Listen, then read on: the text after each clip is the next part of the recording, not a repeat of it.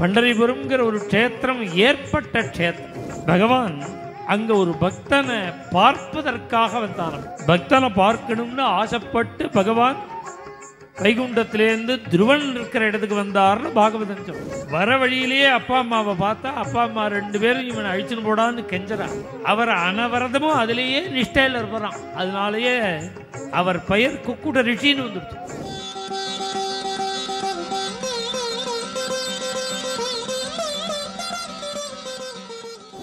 பண்டரிபுரம்ங்கிற ஒரு க்ஷேத்திரம் ஏற்பட்ட க்ஷேத்திரம். பகவான் அங்க ஒரு பக்தனை பார்ப்பதற்காக வந்தான. பக்த திதிருக்ஷயாகதா அப்படின்னார் துருவ சரித்திரத்தில்.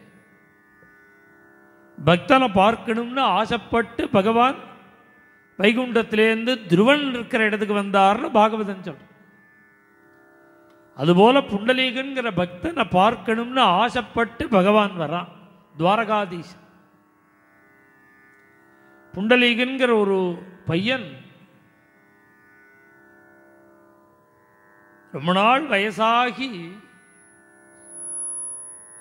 கல்யாணம் ஆகி ரொம்ப நாள் ஆகியும் ஒரு தம்பதிகளுக்கு குழந்தை பிறக்காமல் இருந்து ஒரு அபர வயசுல பிறந்த குழந்தை, ஒரே புத்திரன், ஏகபுத்திரன்.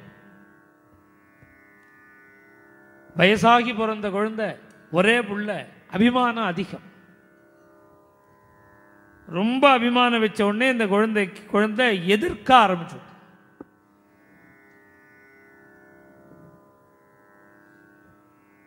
அம்மா அப்பாவை திட்ட ஆரம்பிக்கிறது. கல்யாணம் பண்ணி வச்சார்.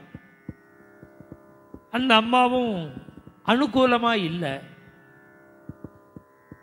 இந்த அப்பா அம்மாவுக்கு இவனோட சேர்ந்து இருக்கிறது நரக யாத்தனையா இருக்கு. ரட்சிப்பான்ங்கிறதுக்கு தானே ஒரு புத்திரன் வேணுங்கிறா. அந்த புத்திரனாலேயே அவளா அந்த புத்திரனோட கூட இருக்க முடியல.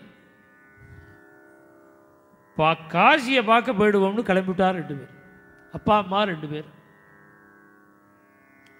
புண்டலீகனும் மனைவியோட குடும்பத்தில் இருக்கும் பொழுது அவளும் காசி போகணும்னு ஆசைப்பட்டான். ஒரு குதிரையை வாங்கி அதில் அந்த அம்மாவை உட்காத்தி வச்சு மூட்டை முடிச்செல்லாம் கட்டி இவன் குதிரையை பிடிச்சி அழிச்சுன்னு போகிறான். இந்த புண்டலீகனுடைய சரித்திரத்தில் அவனுக்கு எந்த ஊர்னு விசாரிக்கும் பொழுது நம்ம க்ஷேத்திரம் தமிழ்நாடு, தட்சிண தேசம். இங்கேருந்து அப்பா அம்மா காசி போயிருக்கா, இவனும் போயிருக்கா. இன்னும் காசி கொஞ்ச தூரம்தான் இருக்கும். வர வழியிலேயே அப்பா அம்மாவை பார்த்தா அப்பா அம்மா 2 பேரும் இவனை அழிச்சுன்னு போடான்னு கெஞ்சரா. அசக்தமாயிட்டா அப்பா அம்மா, முடியல. காது கொடுத்து கேட்கல அப்பா அம்மா அழறது. அவன் பாட்டுக்கு போயிட்டு இருக்கான். இன்னும் அநேகமாக 10-15 மைல் இருக்கும் பண்டரிபுரம் காசி. சாயரட்சை இனிமே யாத்திரை போக முடியாதுன்னு ஒரு சத்திரத்தில் நிறுத்தி சாமான்கள்லாம் மூட்டை முடிச்செல்லாம் இறக்கி வச்சுட்டு அன்றைக்கி ராத்திரி அங்கே தங்கிட்டு அடுத்த நாள் கார்த்தால கிளம்புவோம்னு தீர்மானம் பண்ணி, இங்கேருந்து எவ்வளவு தூரம் இருக்கும் காசி விசாரிக்கலாம்னு பார்த்தேன். எதிர்த்த மாதிரி ஒரு ஆசிரமம், அது ஒரு குக்குட ரிஷின்னு ஒரு ரிஷி, அவரோட ஆசிரமம்.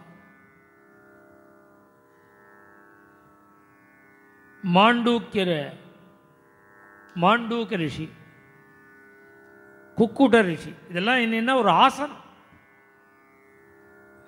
தவளை மாதிரி உட்கார்ந்துருக்கிறது ஒரு ஆசனம். கோழி மாதிரி குந்திண்டு உட்கார்றது ஒரு ஆசனம். அதுதான் சந்தியாவந்தனத்துக்கு அந்த ஆசனம் தான் விதிச்சிருக்கு. சந்தியாவந்தனம் முன்னாடி ஆதித்யந்திர பியாமி வரையில் பண்ணுறான் பாருங்க, அது குக்குடாசனம். அந்த குக்குடாசனம் பண்ணினா உடம்பு விழாது. அதனால தான் பண்ண மாட்டேங்கிற யாரும். உடம்பு ஜாஸ்தி வயறு விழாது. ஏன்னா வயறு விழுந்தவனால பண்ண முடியாது. பாருங்க முடியாது. அது லிமிட்டாக கண்ட்ரோலில் வயர் இருந்தால் தான் குக்குடாசனம் பண்ண முடியும்.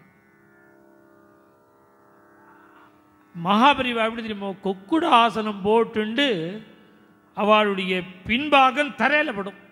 நீங்கள் உட்காந்து பாருங்க, இதுமாதிரி ஃபோட்டோ இருக்கும், அந்த ஃபோட்டோ கிடைக்கிறது. யாராவது உட்காந்துன்னு பாருங்க, அது மாதிரி பார்க்க சாத்தியமே இல்லை. கொக்குடாசனம் போட்டுக்கணும். பின்னாடி ஒரு செங்கல் அயலை ஒரு 4 இன்ச்சாவது ஒரு பலகாரம் இருந்தால் தான் உட்கார முடியும். நம்ம உடம்பு அமைப்பது குக்குடாசனம். குந்திண்டு உட்கார்ந்துண்டா ஒரு 4 இன்ச்சு உயரம் இருந்தால் தான் நாம் அதில் செட் ஆக முடியும், உட்கார முடியும். மகாபரிவாளை பார்த்தா தெரியும், 2 பாதமும் தரையில் இருக்கும், பின்பகுதியும் தரையில் இருக்கும். அப்படின்னா எவ்வளவு ஆசன பலம் இருக்கணும். அது குக்குடாசனம்.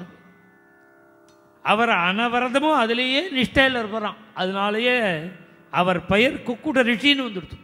மேலும் இது போன்ற சிறப்பான நிகழ்ச்சிகளை காண இப்போவே லைக் பண்ணுங்க, ஷேர் பண்ணுங்க, மறக்காம சப்ஸ்கிரைப் பண்ணுங்க.